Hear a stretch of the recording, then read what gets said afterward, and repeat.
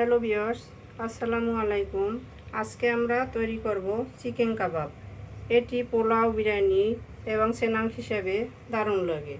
তো চলুন রেসিপিটি দেখে নেওয়া যাক।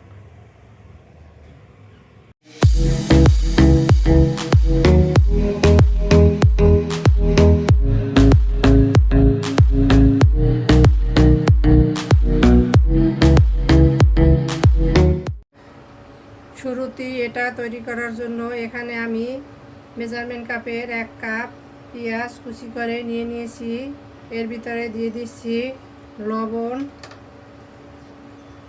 লবণটাকে আমি হাতের সাহায্যে পেঁয়াজের সাথে মেখে দিচ্ছি। এতে করে লবণটা নরম হয়ে এর থেকে পানিটা ছেড়ে দিবে। পেঁয়াজটাকে আমি এক সাইডে রেখে দিচ্ছি। এখন এখানে আমি নিয়ে নিয়েছি একটা চিকেনের পুরো ব্রেস্ট পিস। এগুলোকে আমি ছোট ছোট টুকরো করে কেটে নিয়েছি। কেটে ধুয়ে পরিষ্কার করে নিয়ে নিয়েছি। এখন আমি এগুলোকে একটা ব্লেন্ডারের জারে নিয়ে নিব। মাংসটাকে আমি একটা মিহি পেস্ট করে নিব। এর সাথে দিয়ে দিচ্ছি 4-5টা কাঁচামরিচ। এটাকেও এর সাথে পেস্ট করে নিব। তো ফিরে আসছি। এটা পেস্ট করে নেওয়ার পরে আমি চিকেনটাকে পেস্ট করে নিয়ে নিয়েছি, দেখতে পাচ্ছেন। এখন আমি এটাকে একটা বলের ভিতর তুলে নিব। আমি চিকেনটাকে বলের ভিতর তুলে নিয়ে নিয়েছি। এখন চুলায় একটা শুকনো প্যান দিয়ে দিয়েছি। এর ভিতরে দিয়ে দিচ্ছি 3 টেবিল চামচ বেসন। এটাকে আমি ফ্রাই করে নিব।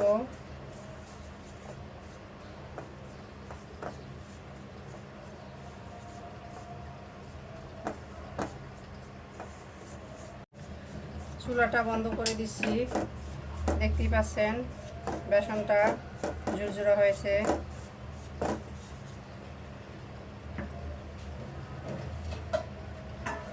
এখন আমি চিকেনের ভিতরে এটাকে ঢেলে নিচ্ছি।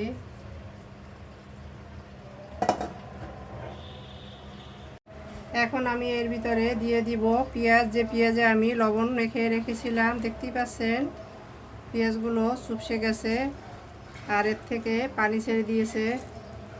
পানি চিপড়ে আমি পেঁয়াজগুলো দিয়ে দিচ্ছি। অবশ্যই এভাবে পানি ঝরিয়ে দিতে হবে, নইলে কাবাবের ভিতরটা প্যাচপ্যাচা হবে।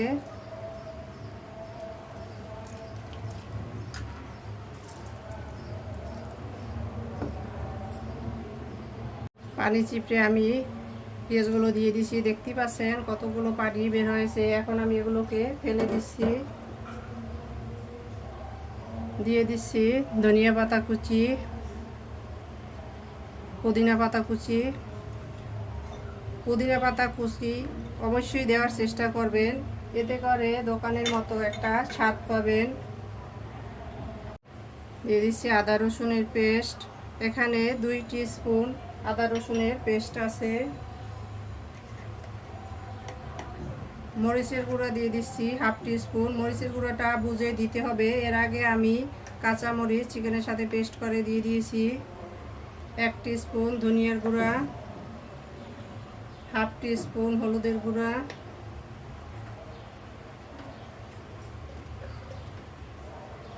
1 টিস্পুন জিরার গুঁড়া, 1 টিস্পুন গরম মশলার গুঁড়া, চিনি দিয়ে দিচ্ছি স্বাদ মতো, দিয়ে দিচ্ছি 1 ফালি লেবুর রস,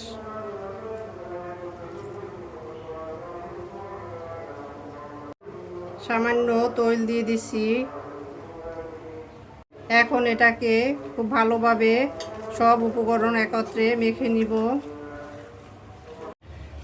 মেখে নেওয়ার এক পর্যায়ে আমি এখানে কিছুটা লবণ দিয়ে দিচ্ছি, কারণ আমি এখানে এক্সট্রা কোনো লবণ অ্যাড করি নাই। পেঁয়াজ মেখে রেখেছিলাম লবণ দিয়ে, তাই আমি এখানে এখন কিছুটা লবণ দিয়ে দিলাম।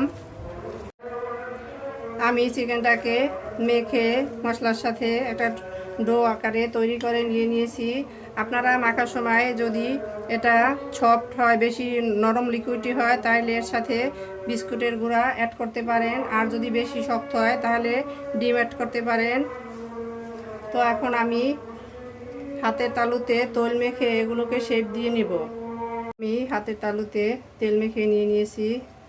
এখন আমি যে সাহায্যে এভাবে নিয়ে শেপ দিয়ে নিব।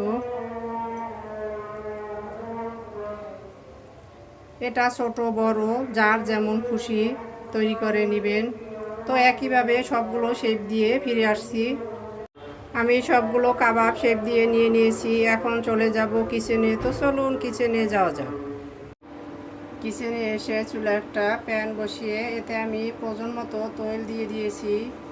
এখন অপেক্ষা করব তেলটা গরম হওয়ার জন্য। তেলটা গরম হয়ে আসছে। এখন আমি এর ভিতরে এক এক করে কাবাবগুলো দিয়ে দিচ্ছি।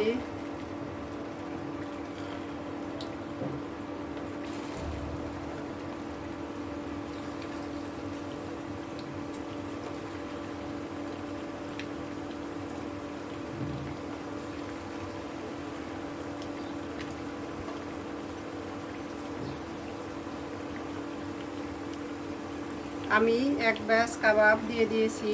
এর এক সাইড গোল্ডেন হলে পরে আমি এগুলোকে উল্টে দিব। এখন আমি এগুলোকে উল্টে দিচ্ছি।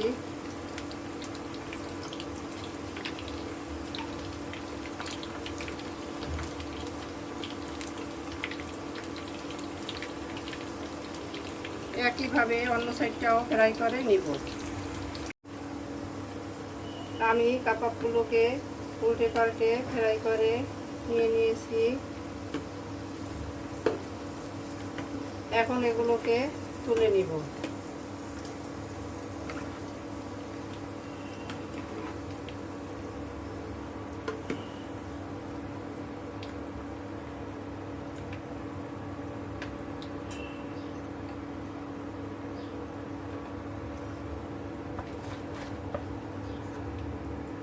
একইভাবে বাকিগুলো ফ্রাই করে ফিরে আসছি।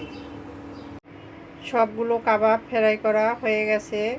এখন এগুলোকে সার্ভ করে নিব। তো চলুন সার্ভ করে নেওয়া যাক। সার্ভ করে নিলাম আমরা আমাদের চিকেন কাবাব। দেখতেই পাচ্ছেন কতটা লোভনীয় হয়েছে। আমাদের রেসিপি ভিডিওটি ফলো করে আপনারাও তৈরি করে দেখবেন। কমেন্ট সেকশনে জানিয়ে দিবেন কেমন হয়েছিল আমাদের রেসিপি ভিডিওটি। লাইক, কমেন্ট, শেয়ার, সাবস্ক্রাইব করে আমাদের পাশে থাকবেন। আল্লাহ হাফেজ।